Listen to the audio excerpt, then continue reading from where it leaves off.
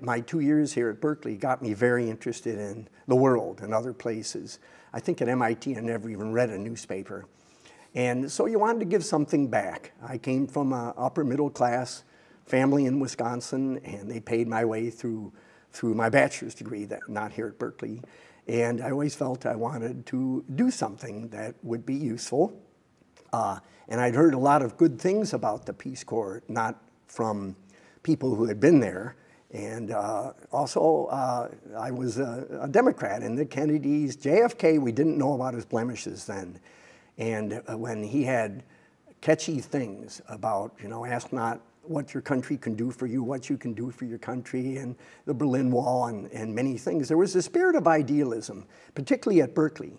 Berkeley was a very exciting place in the early 60s. This is before the anti-war demonstrations and the free speech movement.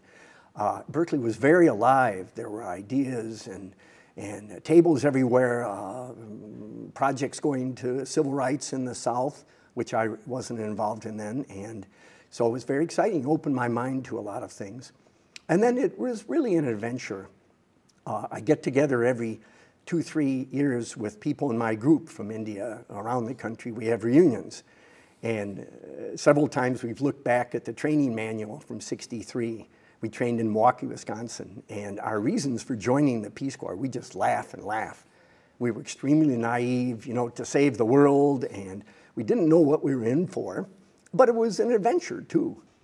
I was 23 years old, and I learned very quickly to be careful what I said, because we were so respected that if I suggested an idea, the next day it was implemented. The principal was a real go-getter, Krishna Rao, and the Indian officials were smart to pick schools where there was someone who would institute change. There were about 20 places in the big village that had electricity. My bungalow was one of them.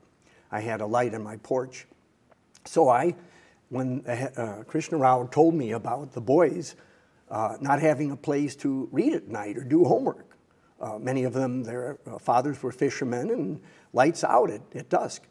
I suggested, why not use some of the places with electricity like my house and the school, and have study centers. Well, the next day there was a decree setting up 7 or 8 study centers.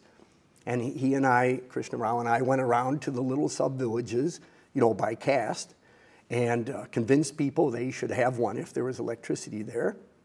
And that whole first year I had 8-10 boys every night studying on my bungalow underneath the electric light, and I would sit and answer questions or prepare for class. And so that was a big success. Teachers often have several free periods a day.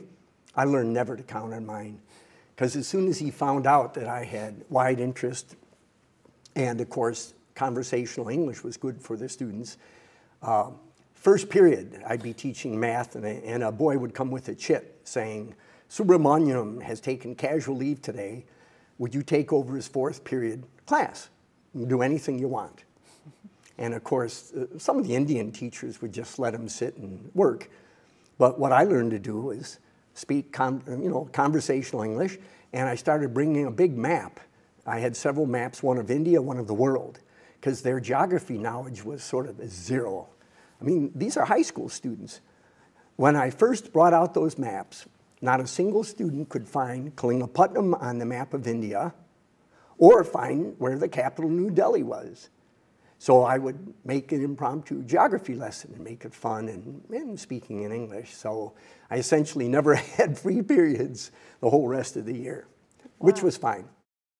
I would wish that the Peace Corps would significantly expand and reach the proportions that JFK hoped it would be, that both President Bush's said it should be, and that President Obama said it would be, in doubling the numbers by next year. Because the Peace Corps is a tremendous bridge across cultures. Both ways, it's a two-way bridge. It helps Americans understand about other cultures, in particular the Mideast, where there's so many problems nowadays. And it helps people in other parts of the world, and in particular the Middle East, understand us, and therefore avoid lots of causes of problems like our present wars.